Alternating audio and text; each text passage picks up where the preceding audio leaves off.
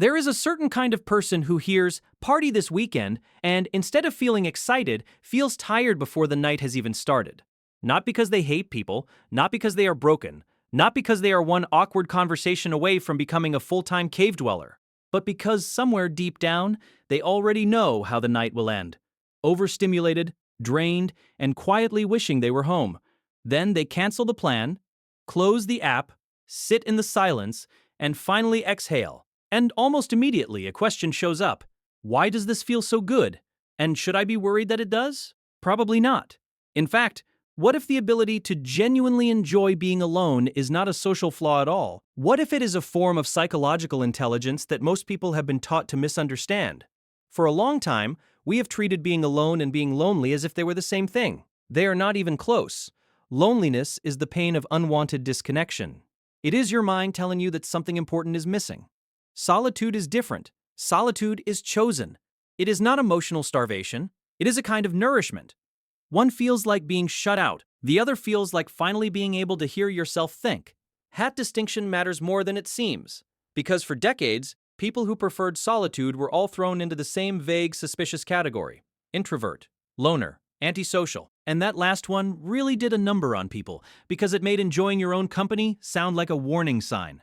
As if wanting a quiet Saturday automatically meant something had gone terribly wrong in your personality. But psychology eventually started asking a better question. What if some people simply prefer being alone? Not because they fear people, not because they are damaged, but because solitude genuinely restores them. Researchers began using the term unsociability for this pattern, a neutral preference for solitude without hostility or social fear. And that changed the whole framing. Because now we are not talking about rejection of human connection. We are talking about a calm preference for lower stimulation, deeper reflection, and internal space. In other words, some people are not avoiding life, they are just less dependent on noise to feel alive. Part of that may come down to stimulation. Some researchers suggest that people who are naturally drawn to solitude may have a more sensitive reward system, meaning they reach a satisfying level of stimulation faster than other people do. One person needs the crowded dinner, the fast replies, the constant social buzz. Another gets what they need from a quiet walk, a notebook, a slow morning, a single meaningful conversation. Same human need for aliveness. Different settings. Think of it like volume. Some people need the world turned up high to feel fully awake. Others can hear everything perfectly at a lower level. That is not dysfunction. That is calibration. And when that quieter mind gets the space it wants, something interesting happens. The brain's inward-focused networks, including the systems involved in reflection, imagination, and meaning-making, have room to work. Neuroscientist Mary Helen Immordino-Yang has written about how inner mental life is not empty downtime. It is where emotion, identity, and understanding get processed. So when someone sits alone and looks like they are doing nothing, they may actually be doing some of the most important psychological work there is. They are not just staring at the wall. Their mind is sorting, connecting, recovering, and making sense of itself. This is also why solitude has always had a quiet relationship with creativity. Newton's most revolutionary thinking emerged during a period of isolation. Darwin's solitary routines were not random quirks. They supported the kind of sustained attention big ideas require. And modern research has found that people often generate better ideas alone than in groups, partly because solitude removes the social friction that makes original thought flatten itself out. When no one is watching, the mind gets braver. It takes stranger turns. It admits what it really thinks. But now we need to slow down for a second, because this is the part people tend to romanticize too quickly. Not all solitude is healthy. There is solitude that restores you, and solitude that hides you. On the outside, they can look identical. In both cases, a person spends a lot of time alone. But inwardly, they are built from completely different things. Healthy solitude comes from fullness. It says, I know connection is possible. I just do not need it every second to feel okay. Defensive isolation says something else. Being alone feels safer than being known. That is a very important difference. The real question is not simply whether you like being alone. The question is why.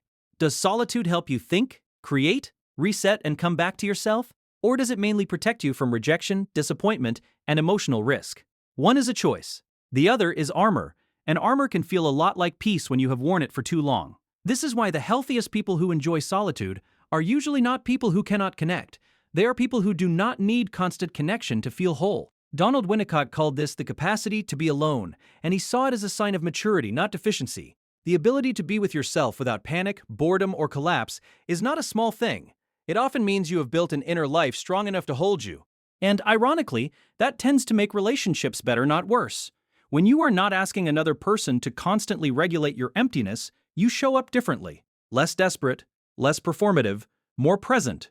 You are not looking for someone to complete you. You are meeting them as a complete person yourself. That may be one of the most underrated advantages of solitude. Good alone time improves your social life. It clears the static. It lowers the emotional hunger.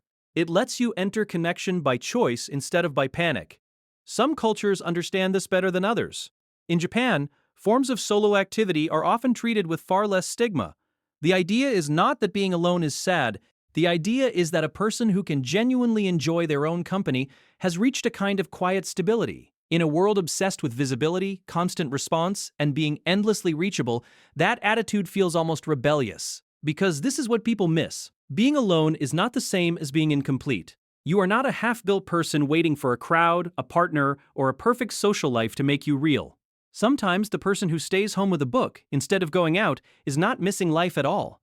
Sometimes they are protecting the exact conditions under which life feels most honest to them. So if you are someone who genuinely loves being alone, here is the truth. You are not failing socially just because silence feels restorative. You are not wrong for needing less noise.